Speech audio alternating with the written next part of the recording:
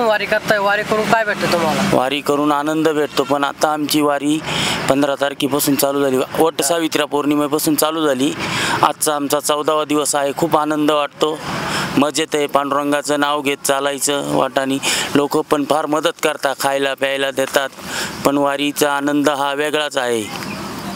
पांडुरंगाकडे काय साखर घाला हेच सांगणार आहे का, महाराष्ट्र सुजलाम सुकलम ठू बाबा, लोकांची शेतीवाडी पिकू दे, त्याच्यातच चालल.